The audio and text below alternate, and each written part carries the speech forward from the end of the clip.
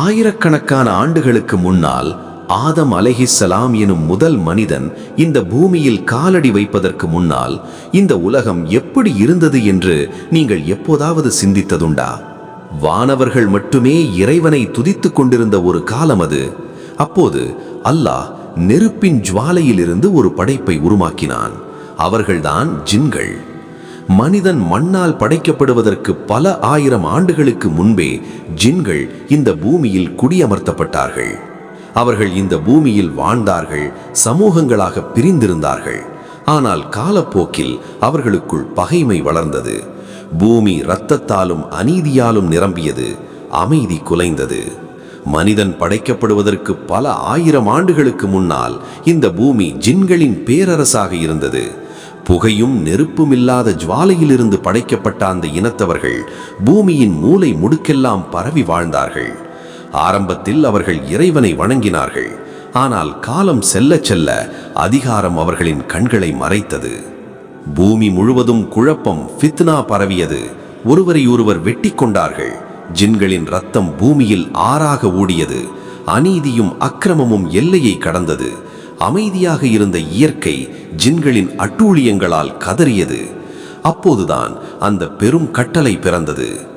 வானுலகிலிருந்து பல்லாயிரக்கணக்கான மலக்குகள், வானவர்கள் போர் வீரர்களாக பூமிக்கு இறக்கப்பட்டார்கள். ஒளிமயமான அந்த படை நெருப்பாலான ஜின்களை எதிர்கொண்டது. வானவர்களின் பலத்திற்கு முன்னால் ஜின்களால் நிற்க முடியவில்லை. அவர்கள் நிலப்பரப்பிலிருந்து விரட்டியடிக்கப்பட்டார்கள். தப்பிக்க வழி தேடிய ஜின்கள் மனிதர்கள் எளிதில் நெருங்க முடியாத ஆழ்கடல் பகுதிகளுக்கும் அடர்ந்த மலைகளுக்கும் ஒதுக்குப்புறமான தீவுகளுக்கும் சிதறி ஓடினார்கள். அன்றுதான் பூமி ஜின்களின் பிடியிலிருந்து விடுவிக்கப்பட்டது. மலக்குகள் பூமியை சுத்தம் செய்தார்கள். அதன் பிறகுதான் ஒரு புதிய உன்னத படைப்பிற்காக, அதாவது ஆதம் அலைஹிஸ்ஸலாம் அவர்களுக்காக இந்த பூமி தயாரானது. வானவர்கள் இறைவனிடம் கேட்டார்கள், இறைவா, பூமியில் குழப்பம் விளைவித்து இரத்தம் சிந்துபவர்களையா நீ மீண்டும் படைக்கப் போகிறாய்? அதற்கு இறைவன் சொன்னான், நிச்சயமாக நீங்கள் அறியாதவற்றை நான் அறிவேன்.